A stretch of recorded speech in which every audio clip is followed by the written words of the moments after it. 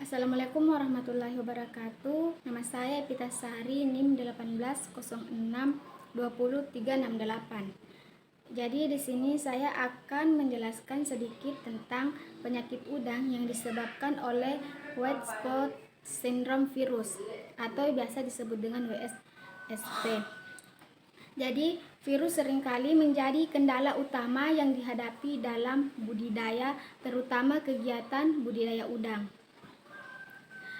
WSSP adalah virus yang menyerang sistem organ dari krustasi yang menyebabkan bercak putih pada permukaan eksternal udang sehingga menyebabkan kerugian berupa kematian yang tinggi mencapai 100%. Jadi, udang yang terserang penyakit ini dalam waktu singkat dapat mengalami kematian yang sangat tinggi.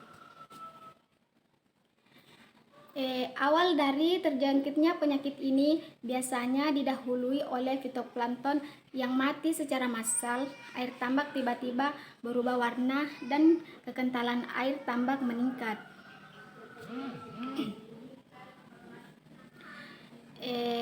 Adapun faktor penyebabnya yaitu perubahan suhu air, kesadahan, salinitas, dan penurunan kadar oksigen secara cepat diduga kuat dapat memicu outbreak infeksi subklinis. Munculnya penyakit ini juga dapat dipicu oleh blooming plankton yang kemudian mati mendadak. Fluktuasi pH harian besar, suhu yang rendah, hujan mendadak, dan pengelolaan pakan yang kurang baik.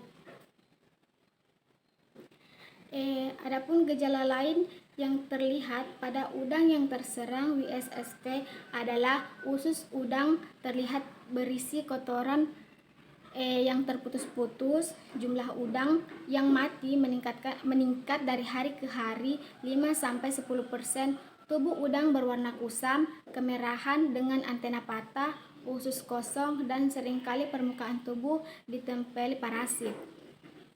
Dan apabila sudah parah, bercak putih tersebut menyebar sampai ke seluruh permukaan tubuh.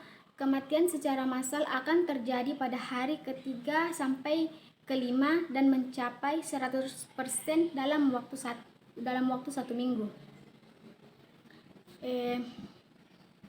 Apabila udang yang terserang WSSP tetapi belum terdapat tanda bintik putih, dikategorikan pada kronis, di mana infeksi yang dialami oleh jaringan rendah sehingga bintik putih dan kemerahan pada udang tidak tampak, dan organ-organ target yang diserang udang fase kronis akan terjadi lebih lama, yaitu 15-28 hari, yang dapat dijadikan sebagai indikator serangan, yaitu sel-sel insang, hepatopankreas, dan usus.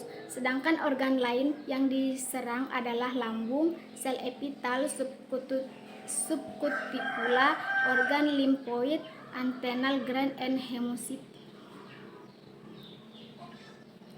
Jadi, untuk pengendalian serangan virus ini pada budidaya udang di tambak harus dilakukan dengan melalui tindakan-tindakan seperti berikut.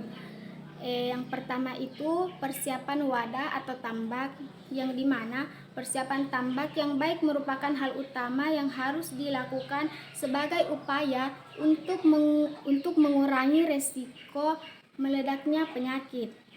Pengolahan tambak yang baik adalah persyaratan utama dalam mengurangi faktor-faktor risiko yang dapat secara signifikan mengurangi risiko peledakan serangan penyakit oleh patogen mematikan. Yang kedua, persiapan air dan pengisian tambak. Jadi beberapa langkah yang dapat dilakukan untuk mengurangi faktor-faktor risiko yang terkait dengan persiapan air dan pengisian tambak. Dalam persiapan air, sebaiknya dilakukan penampungan air dalam suatu reservoir sebelum dialirkan ke dalam tambak. Jadi langkah yang ketiga itu seleksi dan penyediaan benih, yang dimana pada tahap ini beberapa langkah konkret dapat dilakukan. Yang pertama itu benur sebelum diberi harus dicek di hektari untuk hal-hal seperti keseragaman ukuran dan warna pos larva, aktif berenang melawan arus air dan tangki. Jika ada kematian, kelainan ukuran, warna dan tidak aktif benur, jangan dibeli. Berikutnya lakukan keberadaan virus pada 59 ekor PL yang diseleksi secara acak menggunakan two-step PCR. Jika sampel menunjukkan hasil negatif, maka PL dapat dibeli dan langsung diangkut ke lokasi pembesaran atau stok budidaya. Yang keempat, pengelolaan kualitas air. Jadi, manajemen kualitas air tambak diketahui mampu secara signifikan menurunkan resiko peledakan penyakit pada budidaya udang. Peledakan penyakit pada budidaya udang. Adapun langkah-langkah pengelolaan kualitas air, yang pertama, penggantian air tambak secara berkala untuk menjaga kualitas air. Yang kedua, filtrasi air tambak terbukti mampu mengurangi terjadinya peledakan serangan penyakit. Yang ketiga, gunakan aerator yang dapat mensuplai oksigen yang cukup pada air tambak. Selanjutnya yaitu pengelolaan dasar tambak. Jadi terdapat hubungan antara padat penebaran dan pemberian pakan yang tinggi dengan buruknya kondisi dasar tambak.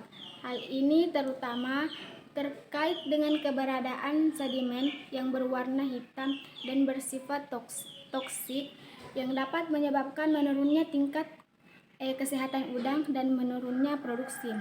Oleh karena itu, sedimen pada dasar tambak harus diperiksa setiap minggu, khususnya pada tambak dengan padat tebar dan frekuensi pemberian pakan tinggi, terutama pada lokasi-lokasi makanan udang. Selanjutnya, pengelolaan pakan. Jadi, tata cara pemberian pakan yang baik merupakan hal terpenting dalam menjaga kualitas air dan dasar tambak serta lingkungan tambak yang sehat secara keseluruhan. Selanjutnya, penggunaan bahan kimia. Jadi, sudah banyak penelitian yang membuktikan bahwa penggunaan berbagai jenis bahan kimia tidak memberikan manfaat dalam pemberantasan penyakit udang di tambak. Karena fakta-fakta membuktikan bahwa kualitas udang yang baik adalah udang yang dibudidayakan dengan penggunaan bahan kimia yang sangat minimal. Baiklah, itu saja. Saya akhiri dengan ucapan wabillahi taufiq wal hidayah. Assalamualaikum warahmatullahi wabarakatuh.